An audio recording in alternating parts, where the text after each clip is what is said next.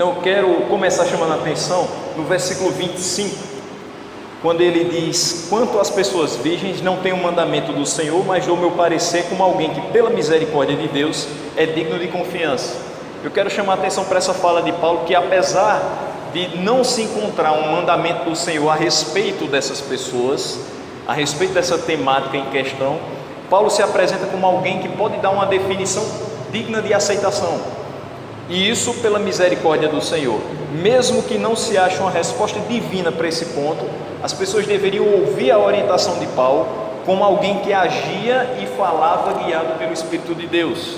Então o assunto a ser tratado é sobre as virgens, que é outro tópico levantado na carta que tinha sido enviada a Paulo e que ele começa respondendo lá no primeiro versículo do capítulo 7, quando ele diz: quanto aos assuntos sobre os quais vocês escreveram.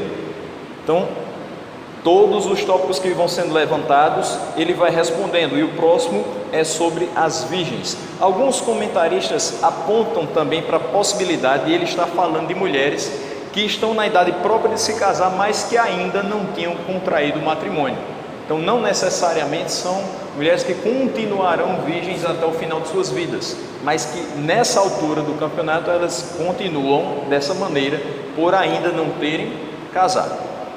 Então é interessante que muitas vezes se fazem perguntas, não somente para nós pastores, mas para as pessoas de igreja em geral, que existe tanta dúvida lá fora que as pessoas olham e dizem assim: ah, você é crente, você vai muito para a igreja, você vai para culto de doutrina, você vai para a escola dominical, você deve saber isso mais do que eu.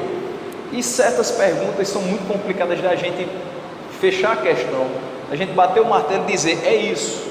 Por quê? Porque não existe uma orientação própria dizendo Deus falou isso, 2 pontos. Não existem tantos textos assim. Então é interessante que Paulo diga isso para que a gente entenda: existem coisas que nós somos capacitados pelo Espírito de Deus de tirar as nossas conclusões, mas a partir da palavra. Então podemos sim fazer os nossos pensamentos, tirar as nossas conclusões, mesmo que a Bíblia não seja explícita em dizer que Deus fala isso. Mas lembre-se que só podemos ter essa conclusão guiados pelo Espírito de Deus e pela leitura da palavra. Se eu fizer alguma coisa da minha cabeça, fatalmente eu vou entrar em contradição com outro texto da palavra, e isso não vai ser produtivo. No versículo 26 ele vai dizer o seguinte: por causa dos problemas atuais, penso que é melhor o homem permanecer como está. Isso já foi tratado há uns 3 semanas a respeito de qual era esse problema atual. Quais eram os problemas atuais na realidade? Era uma perseguição que os cristãos enfrentavam por causa da sua fé. E um texto que vai nos ajudar em relação a isso, 2 textos que eu trouxe hoje, 1 Coríntios 15, 30 a 31. Olha o que aqui diz: também nós, porque estamos nos expondo a perigos o tempo todo, todos os dias enfrento a morte, irmãos. Isso digo pelo orgulho que tenho de vocês em Cristo Jesus nosso Senhor. Então Paulo dizendo aos irmãos de Corinto: todos os dias eu enfrento a morte, todos os dias eu estou exposto a perigos. Por quê? Porque ele estava pregando o Evangelho, e naquele momento, na situação em que eles estavam enfrentando, essa era uma atividade de alta periculosidade. E 2 Timóteo 3,12 ele diz: de fato, todos os que desejam viver piedosamente em Cristo Jesus serão perseguidos. E aí um parênteses aqui bem curto: se hoje nós buscamos, já que esse texto vai falar, por exemplo, já vem falando, né, na questão do casamento misto, é uma conversão que aconteceu depois do casamento. E aí algumas orientações aqui não vão invalidar essa primeira orientação de Paulo, mas pense que você entrou no seu local de trabalho, no seu ambiente de trabalho há 15 anos. Naquela época você não era cristão, você não conhecia a palavra de Deus, e você meio que se envolvia com as questões do trabalho e a forma de vida daquelas pessoas. Você era bem aceito no grupo e tudo corria na mais perfeita ordem. Porém, um dia você foi atraído pela palavra de Deus, e aí você mudou as suas prioridades, os seus pensamentos, a sua forma de vida, a forma como você enxerga tudo no mundo. Fatalmente aquelas pessoas vão começar a dizer: fulano está diferente, ele agora não compartilha mais das mesmas coisas que a gente, ficou mais chato, ficou mais aborrecido com as coisas que a gente gosta, né? Não quer mais participar, e a gente enfrenta isso mesmo. E mesmo que você já tenha chegado ao seu local de trabalho como um crente, isso, ao ponto que você vai vendo o cerco se fechando, você procura ser cada dia mais ligado ao Senhor, para que aquela influência não chegue até a sua vida.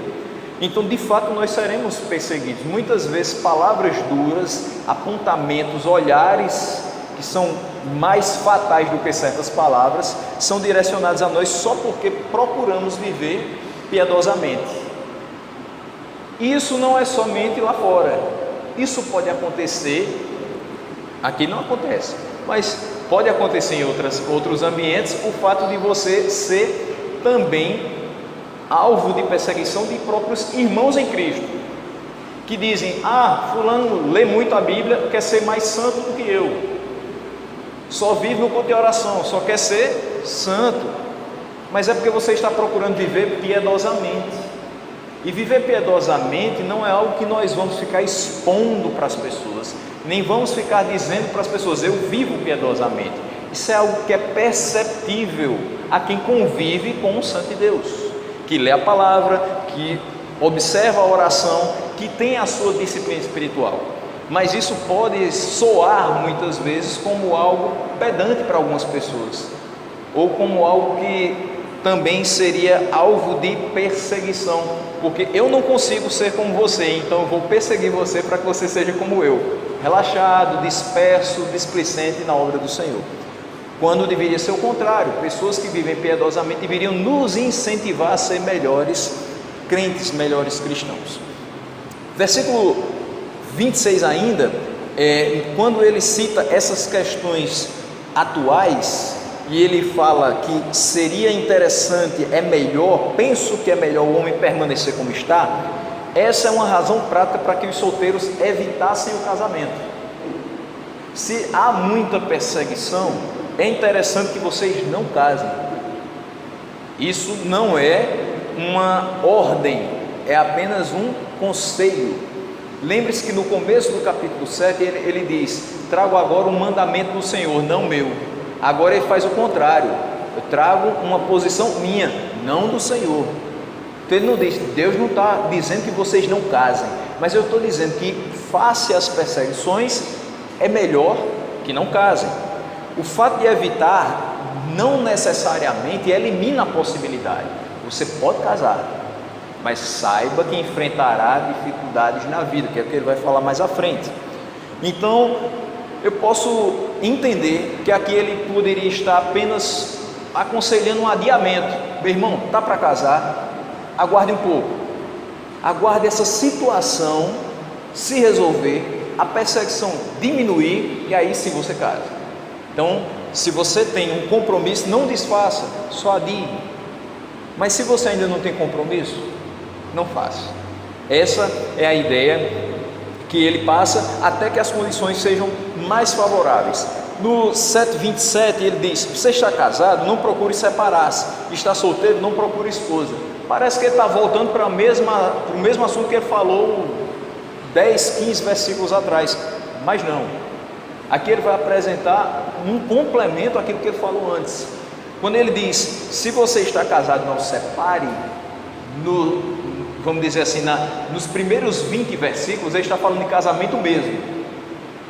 Quando ele fala, se você não está casado, então não case, ele está falando de pessoas solteiras que querem casar, mas ainda não tem nenhum compromisso. Como ele começou o versículo 25 dizendo quanto às pessoas virgens, então obviamente aqui ele não vai estar falando você está casado de fato, ele estaria falando de um compromisso. Então vamos seguir pela opinião de que Paulo fala às mulheres virgens e aos solteiros que desejam se casar em breve. Quando ele diz casado nesse versículo, então vamos considerar noivo. Vamos tentar observar por esse lado. Algo semelhante ao que aconteceu com José e Maria à época da anunciação do nascimento de Cristo. José havia desposado Maria, mas ainda não tinha tido contato com ela. Diz o texto lá de Mateus que ele não havia conhecido Maria, no sentido íntimo. Então, para Paulo, o noivado era de igual modo ao casamento indissolúvel, porque era um compromisso. Então ele disse: você está casado, nesse sentido de estar noivo, está com compromisso com alguém, não desfaça, é indissolúvel. Então nós concluímos que se alguém havia iniciado esse compromisso, independente dos tempos vividos, que eram difíceis, que ele não desfizesse. Caso não tivesse iniciado, que adiasse mais um pouco. E aqui outro pequeno parênteses, a gente vê que a situação aqui era de perseguição, mas hoje alguns jovens fazem isso com a questão financeira. Não, eu estou passando por momentos de tribulação, eu estou ganhando pouco, eu vou esperar passar no concurso para poder casar. E aí usa isso para o adiamento. Eu vou adiando, daqui a pouco você tem 10 anos de noivado e você não casou. E onde é que estão as condições mais favoráveis? Acho que 10 anos de poupança teria dado para você casar, se você fosse organizado financeiramente, porque é muito tempo para que você vá fazendo o seu pé de meia e resolva a sua situação, porque ele também diz que não é bom que você fique muito tempo na mesma situação, para não incorrer em alguns outros erros, em algumas outras brechas. E eu costumo dizer, quando falo assim para jovens, pessoas que estão mais próximas de casar, dizer assim: rapaz crente e moça crente, casa logo. Não dá para ficar assim 10, 15, 20 anos tentando ver se vai dar certo. Não, vai dar certo. Se foi Deus que uniu, vai dar certo. E Ele vai prover os recursos para que você possa chegar ao casamento. E é fato, meus irmãos, eu não tenho tantos anos assim de casado, mas já aprendi que você nunca vai ter tudo o que quer, o que precisa. Sempre vai ter alguma coisa para você adquirir mais para frente. O 7:28 diz: mas se vier casar-se, não comete pecado. Falando, olha, se você ainda não tem esse compromisso, não case, mas se vier a casar, não comete pecado. Se uma virgem se casar, também não comete pecado, mas aqueles que se casarem enfrentarão muitas dificuldades na vida, e eu gostaria de poupá-los disso. Então ele diz: olha, embora sofrendo perseguições, se vocês vierem a casar, vocês não estão pecando. O que ele quer dizer aqui é bem parecido com o que se diz lá em 1 Timóteo 4, versículo 3, porque naquela época pessoas, falsos mestres, proibiam até o casamento. Não só proibiam questões alimentícias, questões cerimoniais, mas também o casamento. E isso não tinha nada de pecado, porque foi o próprio Deus que instituiu o casamento. Então, se você está cumprindo uma ordem divina, você não está pecando. Agora, o que ele está chamando a atenção é para a questão prática, é dizer, olha, case, mas consciente de tudo que está acontecendo ao seu redor, para depois você não estar murmurando e dizendo: Deus me mandou casar, mas olha o que eu estou enfrentando. A questão é o inverso: eu estou enfrentando isso, mas mesmo assim eu confio no poder de Deus para me manter livre dessas perseguições. Se as mulheres, alvo dessa orientação, as virgens, também casassem, não estariam pecando, óbvio. Paulo reforça a ideia aqui de que o casamento naquele contexto poderia trazer consequências dolorosas na sua vida, ou seja, na carne. A versão que eu li aqui diz dificuldades na vida. A versão que provavelmente você está lendo aí diz sofrerão angústias na carne. É a mesma situação. O apóstolo gostaria de poupá-los de maiores sofrimentos e preocupações. É isso. Geralmente, quando você casa, a primeira ideia que você tem, além de ter a sua casinha, de ter o seu local próprio, é de você ter filhos.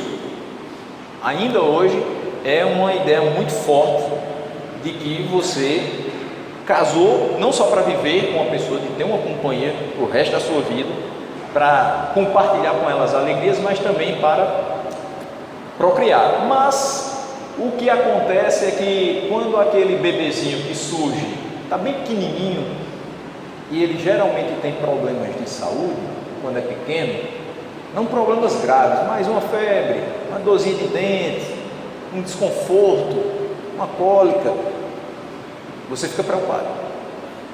E muitas vezes você está bem pertinho de vir para a igreja, o que acontece? o menino está com febre, meu Deus, vamos agora para a UPA, para o hospital da criança, porque o menino está com febre e não dá para ir para a igreja tranquilo, porque o menino está com febre. Mas não é só isso. Acontece aqui os casos também de você estar casado, mas dando um exemplo assim, a esposa fica em Campina Grande e o esposo vai fazer um concurso em outra cidade, e ele passa nesse concurso, e ele agora vai ter que, até se estabilizar, ficar naquela cidade, e a esposa do outro lado com os filhos.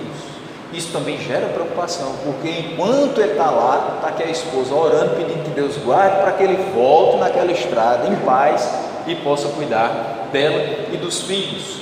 E são várias as situações que preocupam os casados. Então Paulo diz, olha, existem situações que vocês vão passar, não somente dessa perseguição, mas consequências do ato de casar que podem trazer dolorosas experiências também na carne. O apóstolo então gostaria de dizer a eles, olha, eu queria que vocês não passassem por isso, mas ele deixava bem claro que, agindo de forma contrária ao seu conceito, eles não estavam pecando. Se alguém chegasse para ele e dissesse, Paulo, eu sei de tudo isso, mas ainda assim eu vou casar, porque eu acredito que é isso que Deus está me chamando a fazer, não estava pecando, uma vez que ele não repassava a eles através dessa carta o mandamento do Senhor, mas é uma posição sua. Então existem textos em que o casamento é confirmado, ratificado sem ressalvas. Olha o texto de 1 Coríntios 11, 9. Além disso, o homem não foi criado por causa da mulher, mas a mulher por causa do homem. O que ele está querendo dizer com isso? A mulher foi criada para ser auxiliadora do homem, e a forma pela qual ela é unida ao homem para oferecer esse auxílio é o casamento. Então, casei para não ficar sozinho, certo? Casei para ter uma pessoa que me ajudasse nas tarefas do dia a dia, certo? Mas você casou também para cuidar da outra pessoa. Você casou também para ajudar a outra pessoa nas tarefas do dia a dia. É uma questão mútua, auxílio mútuo. A esposa é auxiliadora do seu esposo, mas o esposo também auxilia essa esposa em várias outras questões. Até porque hoje que nós saímos agora de um setembro amarelo, mas estamos entrando no outubro rosa e depois tem o novembro azul. São duas questões de saúde, uma feminina e uma masculina. Eu não vou falar por mim porque ainda não cheguei na idade, mas aí eu vou falar por vários que eu conheço. Se a esposa não incentivar o esposo a fazer os exames, ele não se cuida. E se o esposo também não incentivar a esposa a fazer determinados exames, ela também vai se cuidar. Porque é a correria do dia a dia, que é uma frase terrível que a gente adotou para dizer não quero fazer, ou não tenho interesse, ou não posso, enfim. A gente diz, não, é a correria do dia a dia. Não, mas tem um dia que você pode, tem um dia que você pode tirar, mas você tem medo, tem um desconforto, e aí precisa do incentivo daquela pessoa que diz assim, bora, eu vou com você. Aí você vai lá, segura na mão, tira o sangue junto, e assim as coisas vão se organizando. 1 Timóteo 5,14 diz, portanto aconselho que as viúvas mais jovens se casem, tenham filhos, administrem suas casas e não dêem ao inimigo nenhum motivo para maledicência. O que ele está querendo dizer aqui?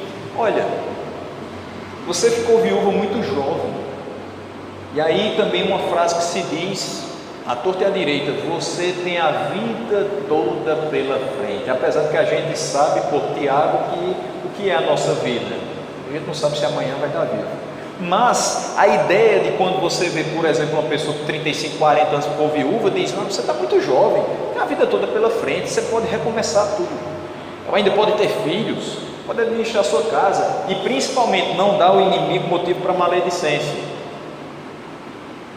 E aí eu digo, nesse quesito, o inimigo utiliza das pessoas, porque diz, fulana é tão nova, agora viúva, está solta, vai fazer o que quiser, vai aproveitar a vida. E aí interessante é que constitua nova família para que as pessoas não tenham essa abertura, que aí é nessa abertura que o inimigo vai ter vez. É quando você diz o propósito para a vida daquela jovem ou daquele jovem também, porque às vezes é o homem que fica viúvo muito cedo. Então o propósito foi casar. Se o propósito foi casar, houve a interrupção por morte de um deles, tem o direito de se casar novamente. Só que a gente vai ver que deve ser com alguém que pertence ao Senhor. Então, contanto que você encontre uma pessoa que também procura viver piedosamente com você, então case-se, tenha filhos, refaça a sua vida, não somente do lado sentimental, mas pelo que ele diz, não dá ao inimigo nenhum motivo para maledicência, também do ponto de vista espiritual. Então tem toda essa questão. Agora avançando para o 29 até o 31, pegar esses 3 versículos de uma vez. O que ele diz? O que quero dizer é que o tempo é curto. Paulo está falando sobre toda a questão de casamento, de permanecer como está, das perseguições que estão acontecendo, que talvez fossem interessantes ser consideradas para um adiamento do casamento. Mas o que ele quer passar de fato para os irmãos é que o tempo é muito curto. Isso ele estava dizendo perto ali do ano 56, 57 depois de Cristo. Hoje nós estamos meditando em 2019 e a gente continua sabendo que o tempo é curto, e de fato é. De agora em diante, aqueles que têm esposa, vivam como se não tivessem. Aqueles que choram, como se não chorassem. Os que estão felizes, como se não estivessem. Os que compram algo, como se nada possuíssem. Os que usam as coisas do mundo, como se não as usassem, porque a forma presente deste mundo está passando. Então veja, o tempo se abrevia. A aparência deste mundo passa. O cristão deve viver com a percepção de que não há tempo a perder. No ano de 2015, exatamente no mês de outubro, eu tive a oportunidade de participar da Conferência Fiel, lá em Recife. E não conhecia muito bem alguns dos preletores. E o primeiro que a gente pôde assistir, eu e minha esposa, foi o Silas Campos, o pastor Silas Campos. Na época ele estava na Batista do Tupã. E ele falava de uma forma assim muito empolgada, muito empolgante, e eu confesso que no começo da ministração dele eu fiquei apreensivo para o que viria. Assim, ele falou muito animado, e eu disse: esse homem está muito animado, eu não estou entendendo o que ele está querendo passar para a gente, assim, falando a respeito da experiência como um todo dele. Mas a história inicial que ele conta sobre a experiência de pastorado dele, e hoje já são mais de 30 anos, ele disse que um belo dia, alguém olhou para ele, um líder olhou para ele e disse assim: você está pregando muito passivamente, você tem que pregar com mais vida. Ele disse: está certo. Sabe por quê? Porque pode ser a última vez que você vai pregar. Você tem que ter o senso de urgência, e pode ser a última vez que as pessoas que você está falando para elas vão ouvir. Então você não pode pregar como se você estivesse ministrando uma palestra, ou como se você estivesse apresentando uma monografia. Não, você está pregando a palavra de Deus. Pode ser a última vez que você tem esse privilégio, pode ser a última vez que aquelas pessoas têm a chance de se arrependerem e crerem para a salvação. É exatamente esse o ponto de Paulo. O cristão deve viver com senso de urgência. As decisões na vida cristã devem ser caracterizadas por esse senso. Então eu penso, eu quero ser feliz. Essa é a frase talvez do milênio, não só do século. Todo mundo quer ser feliz, e isso é lícito. Mas como nós seremos felizes? Com um bom casamento? Ajuda, mas não é só isso. Com um bom emprego? Ajuda, mas também não é só isso. Tendo um bom círculo de amizades? Também ajuda, mas não é só isso. Nós precisamos ter uma boa vida cristã. um bom relacionamento com Deus para sermos felizes, para que as outras coisas sejam apenas um complemento, mas que a gente não dependa disso. É fato que nós vemos algumas pessoas do nosso ciclo de amizade dizerem: eu vou tentar novamente, seja viúvo, divorciado, enfim, pessoas que casam pela segunda vez dizendo assim: olha, eu quero ser feliz novamente, eu vou tentar de novo. Não é possível, que Deus não me fez para ser feliz. Não, Deus quer a minha felicidade. Sim, Deus quer a sua felicidade, mas a sua felicidade está no casamento? Fatalmente você será infeliz, porque você está apostando todas as suas fichas em algo que é terreno, que passa. A aparência desse mundo vai passar. Você pode ter anos maravilhosos ao lado de uma pessoa, mas o fim da sua vida precisa ser a expectativa de ter toda uma eternidade ao lado do Senhor. Então é importante que você também tenha junto com aquela pessoa a mesma motivação. Por isso que ele diz que você deve casar com uma pessoa que pertence ao Senhor. Porque se você entende que a sua alegria, a sua felicidade está em Cristo, e ela entende da mesma forma, vocês dois vão ser felizes servindo ao Senhor juntos. E isso precisa ser hoje. Isso não pode ser lá na frente. Por isso que quando você pregar, quando você testemunhar, você evangelizar, diga: meu irmão, é hoje. É hoje que você precisa se entregar ao Senhor. Não espere você se aposentar para você trabalhar para o Senhor. Não espere você ficar mais velho para aproveitar a vida durante a adolescência. Aí quando você tiver os seus 25, 30 anos, se entregar ao Senhor.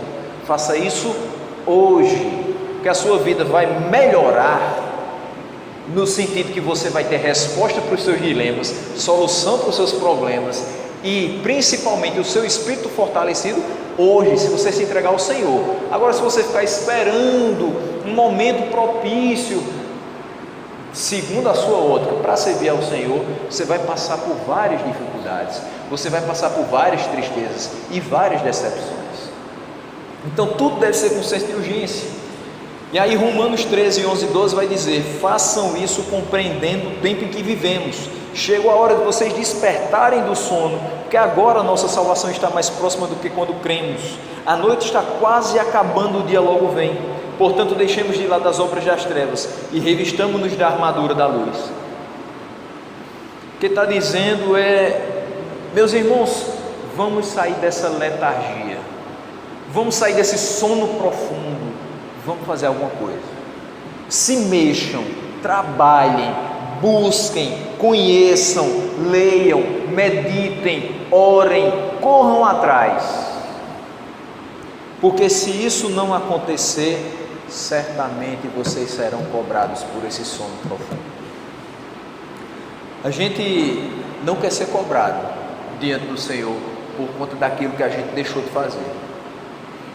A gente até quer ser cobrado por aquilo que a gente fez, mas não fez tão bem. Senhor, eu fiz, mas não fiz tão bem. Eu aceito a cobrança. Mas por uma coisa que eu não fiz e podia fazer e sabia fazer, não, eu não quero ser cobrado por isso. E eu preciso entender que o tempo é próximo e eu preciso fazer a obra do Senhor o mais rápido possível e com o maior volume possível.